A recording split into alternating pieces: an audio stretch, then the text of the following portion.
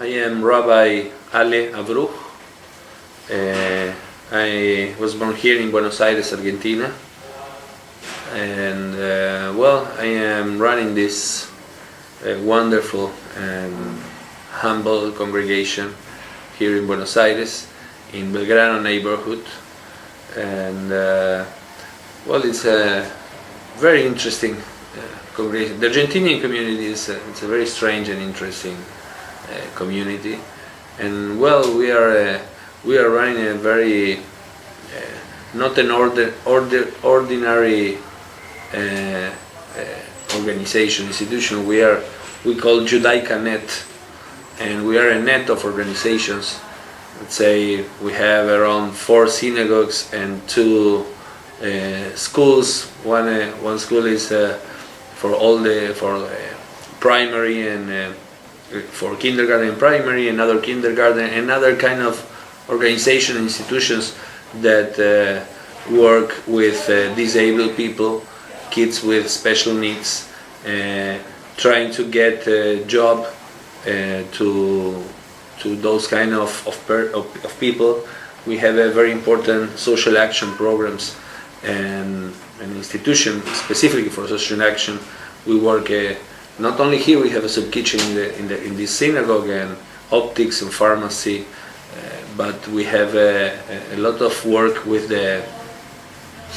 Caritas. That is the social action program of the church, of the Catholic Church here in Argentina. So we have a lot of work in interreligious dialogue and work in several shanty towns, working in several soup kitchens there.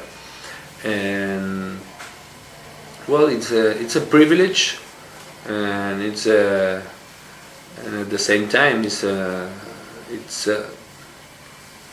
don't know how to say in English, but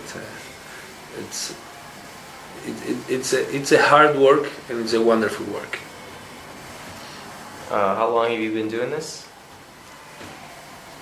Well, I began involved in the Jewish community and religious life since very young.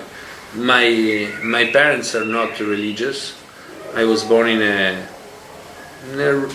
let's say regular Jewish traditional house, but with not an observing family.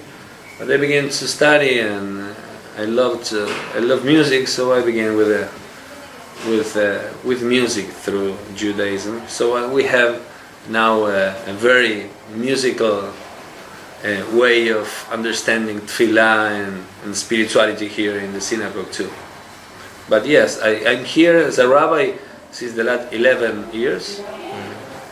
But I am involved running as a religious leader as long as 22 or 23 years ago.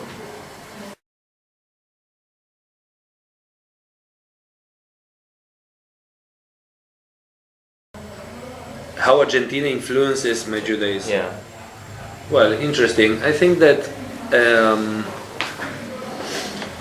and you can see this kind of pluralism, of diverse way of Jewish life since the time of the tribes in the desert, and then with the 2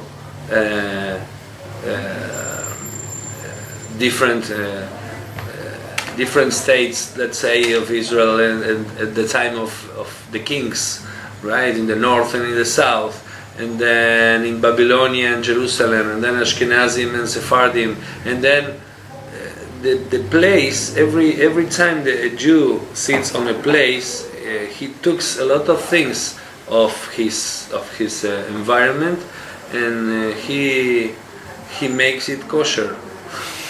So I understand that sometimes people want to divide the movements. If you are conservative, or if you are reform, or if you are orthodox, and I think that those are different it's okay, different ideologies of how to understand halacha and the Jewish way of life, but they were born in another places of the world, not here in Argentina. So I feel that we have our own Jewish liberal and South American way of life. I don't know if there is conservative or reform or constructionist, I don't know.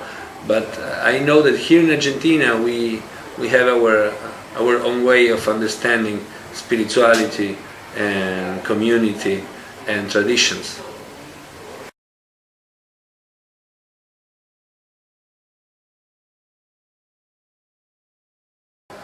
Well, we began specifically in 2001, 2002, when the crisis destroyed Argentina and the Jewish community too. Here, the third part of the Jewish community was below the line of poverty in 2002. It was very, very hard, and well, I was by the Joint Distribution Committee.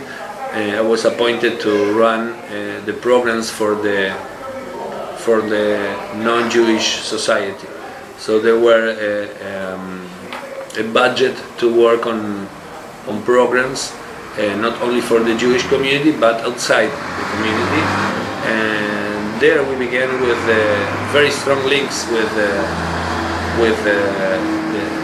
the Catholic social action programs. They work at the shantytowns since a very long time ago. There are not Jewish population in shantytowns, but we were there, a very, very poor place in the city. Well, you were there with me, and it's a very hard place in the city, and it was fantastic because we ran different programs. At this time, we were at 35 soup kitchens in different shantytowns in Buenos Aires. 35 soup kitchens, and we ran a program where we not only gave them food and money to sustain them, but we ran a very interesting program where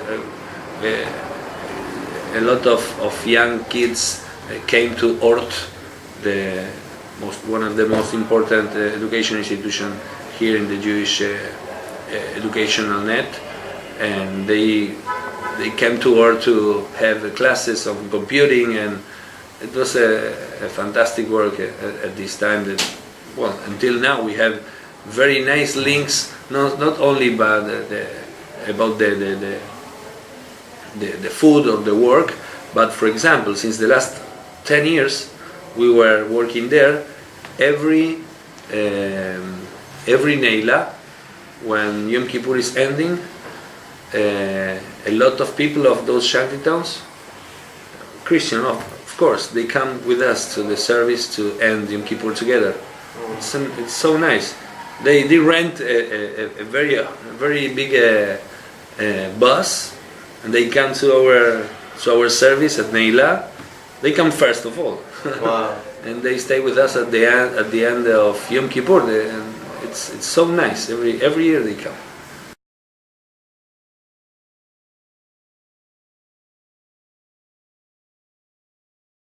Makes me think of the shantytown, how you were saying that there are people who became doctors, and yet they still work in the yes, and they come back to the shantytowns. Yes. It seems like to feed them is important, but also, will these shantytowns be there forever, 20, 30 years later, if they just propagate, continue to be this way? You know, it's very hard. We are in Parashat Re'eh. In an hour there will be Shabbat, and Parashat Re'eh says that poverty will be always on the earth. I really hate this verse. I don't like it. But that's what it say in Parashat. But in the same Parashat said that you have to open your hand. You have to do it. It's not a question that maybe we will never fix the world. You have to do it. That's the point. The point is to know that when you say will we fix all the world? You will stay in your house if you want to ask this question. But if you decide that the word world is your world, is the guy behind you, so you can fix it, your world. So I am in contact with a little sub kitchen in this shantytown. I don't know if I will fix all the shantytown and all the poverty of the world, but I will fix the problems of these guys. Maybe some another person will fix another part of the world, his world. This is the only way to fix it.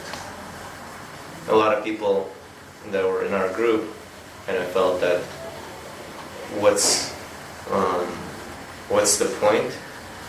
These people are so poor, and they're always going to stay there. But like from my perspective, they came here because they probably were even poorer before. Yes. For them, this is a step up. Yes. And at some point, you know, people who like Jews lived in shanty towns before. Yes. And before that, you know, they were beggars. No. How right? can you say they will ever be like? You don't know. No. You really don't know. Those guys that come back to be doctors, they can be doctors here too. They wanted it because they know that they can help this part. They didn't forget. It's very interesting. You never know. You will make a little mitzvah to some person and you will never know what it will do to this person 20 years later. You don't know. So let's do it. I don't know.